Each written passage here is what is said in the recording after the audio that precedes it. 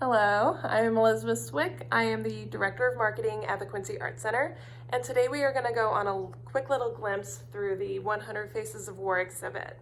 This is an exhibit that was brought to us by the Smithsonian Institution Traveling Exhibition Services in collaboration with artist Matt Mitchell, and it is funded locally by J W Gardner II, the Marion Gardner Charitable Trust, the Cohn Community Fund, Friends of the Quincy Arts Center, and Arts Quincy's Art Dollars grants. So thank you guys so much for supporting this exhibit and helping us bring it to the community.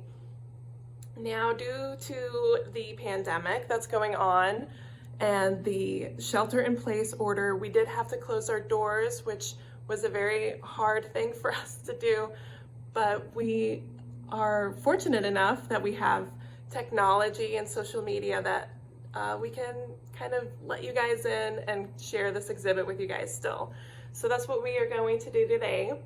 But first we are going to stop into the student exhibit that we have going on. That's kind of in correlation with the 100 Faces of War. And this one is called 64 Faces of Students. So we are in the Jack W. Library and conference room here that we have at the Arts Center. We are very fortunate to have this place. This is where we have our meetings, and then we also have a very nice collection of art books here. But we also get to throw some art up on the walls here. And these are just some of the self-portraits that our students in our after-school art clubs created. So we actually have 16 art clubs in 10 different schools that serve grades kindergarten through 8th grade. And they all did portraits. And then accompanying their portraits are letters to the veterans. So they did a lot of thank you letters to the veterans. So some of them are very, very sweet. This one is done by 4th grader, Gabby Jones. And she says, "Thank you for your service to our country and your sacrifice for our freedom. I am extremely grateful for the training you have gone through to keep us safe." So that's just one story. One of my students over here, he did a cute little letter. This is Morgan. He said, "Thank you for protecting our country. You risked your life for us. Also, thank you for keeping the USA free. Love, Morgan." And I can say, as an instructor, on behalf of all the instructors here at the Art Center, we miss our students so much, not just the children, but also the adult students. We cannot wait to get our facility open and start serving the community again through art and art education. So we are very much looking forward to summer. We have all of our summer classes listed up on our website, so take a look at those. We've also been doing daily art projects of items that you can use at home, things that you might have around the house, and create art with them. So check those out on our Instagram and on our Facebook. I'm getting a little tongue-tied already. Okay, let's get to the exhibit. So we are going to go back over here. We are going to go into the Marion Gardner Stevenson Gallery. And this will be the kickoff to our 100 Faces of War. So I'm going to start off by reading just kind of this overview statement. So this kind of gives you a little bit more insight into what this exhibit is. So this is documenting and honoring those who served. There are no boundaries to the emotions one feels when at war. And this was said by Nicole Grace Benway, combat medic in the Army Reserves. The American military in the 21st century is diverse, ever-changing, and reflects the complexity of our country and the age we live in. More than 2 million Americans have served in the theaters of war in Iraq and Afghanistan. Massachusetts artist Matt Mitchell knew no one who served, but felt compelled to connect with veterans in a more meaningful way than as statistics in the news. From 2005 to 2014, he sought out 100 Americans who served in the wars in Iraq and Afghanistan, painted their portraits, and collected their personal statements.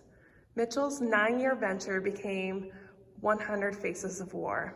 The portraits symbolize a cross-section of Americans who had recently gone to Iraq and Afghanistan. The artist painted each person in the same light and conditions, and the sitter chose their own clothing. Every person provided statements to accompany their portraits. They take many different forms, including emails and letters to loved ones, poems, and words written specifically for this exhibition. Look into the eyes of these men and women, read their stories, hear their messages, let them open the door to a conversation, a wider understanding, and a deeper appreciation for what it means to serve.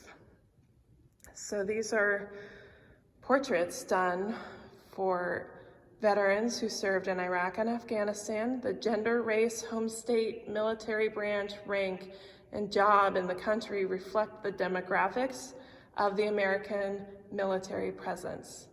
7 of the portraits are of civilians and contractors to reflect their increased role. 10 portray those who suffered from service-ending injuries, and 10 honor the fallen. Oh, gosh, whenever you look at these portraits, you can just see the emotions, and you can it's almost like you're actually meeting these people. So who we're gonna meet right now is, we're gonna meet Nicholas B. Chavez. He is from San Luis Obispo, California. He served in the Navy as a petty officer, 2nd class, sonar technician, torpedo launch, USS Mobile Bay, USS Curtis Wilbur, seaborne support of military operations, and he served in Afghanistan from 2001 to 2003. Accompanying his portrait is a poem. Gray underway, I grow paler each day in these blue coveralls, washing away behind these cold walls, working well before sunrise, well into the night, sterilized in the wash of a fluorescent light. My hours of rest, which aren't that often, are spent in a rack the size of a coffin. No bluebird awakens me and sings to me sweetly, just alarm bells and whistles from the heartless 1MC. Too far from familiar friendly devotion, a dull iron tub tossed about a vast ocean. Blind from the grind, a mind half asleep, line up to eat with the rest of the sheep. Days loop around on a broken recorder, a flat mix of watches and cleaning and order. But I won't even break or precipitably bend, for I know this cold time is a means to an end. That original poem was provided in 2005. So you can see just the care and the time that Matt Mitchell put into painting these portraits, just the realism, the captures of these people. And it's that care that the Smithsonian also takes into each of these pieces. So they wrap and they care for each one of these people's portraits and their stories, individually caring for them. And it is such an honor for us to be able to continue that care in our facilities and to be able to be part of this history that's been documented.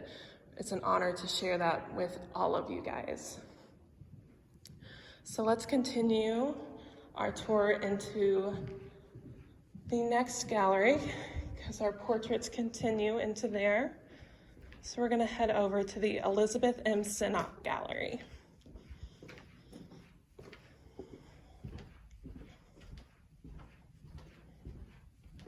So we will let you guys know as soon as we are able to open up our doors here.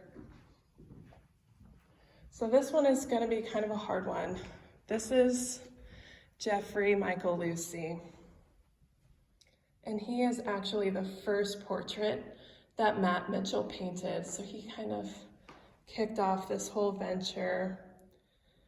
And being able to share these images with you guys and reading their stories, I've kind of developed a connection to all of these people. When I pass them by, I say hi to them and ask them how they're doing and kind of check in with them, because the paintings are just so lifelike. But if you notice Jeffrey's credit label here, you can see that it's in black because Jeffrey Lucy is unfortunately no longer with us. And it's his story that was written in a Massachusetts paper that caught Matt Mitchell's eye, because he read about Lucy's tour that he had done in Iraq and his struggles that he had whenever he came home. And he decided that he wanted to go and meet with his family and get to know Lucy a little bit more, and then ultimately painting his portrait, which then kicked off to this beautiful, beautiful exhibit. So let's meet Jeff Michael Lucy. Born in 1981 and died in 2004, he is from Belchertown, Massachusetts. Marine Lance Corporal convoy driver, and he served in Iraq from January to July in 2003. After returning, Lucy suffered from post-traumatic stress and took his own life. And this is a letter that he wrote home, and it was written before embarking on a dangerous mission. It's been provided by his family in 2005. Baby, if you have this letter, I am no longer around. This was not written to make you cry, but to let you know that because of you, I lived a happy and complete life. Because of you, I was able to experience what real love is and how wonderful the feeling to be truly in love. Of course, we were also showing each other how frustrated we could really get, but I wouldn't even change that. You were the only person I ever loved, but I don't want to be that so for you. Live your life and enjoy every moment. I will always be there with you, watching you, and since you're alive, don't play dead. Live and find love again. Make some guy as happy as you made me, but make sure he treats you better than I did.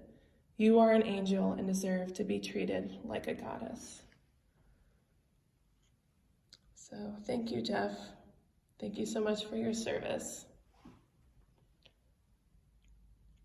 So we all have stories of how war has touched us, and maybe we know people who have served. Maybe we know of people but have never gotten a chance to meet them who have served. And this exhibit is just one incredible piece of history and American stories of just that, those who have served us. So thank you so much to all of these people and these portraits. Thank you so much to Matt Mitchell, and thank you so much to the Smithsonian for letting us have this exhibit. Thank you so much for coming on this tour. And we will let you know whenever we are able to show you guys this exhibit. Thank you.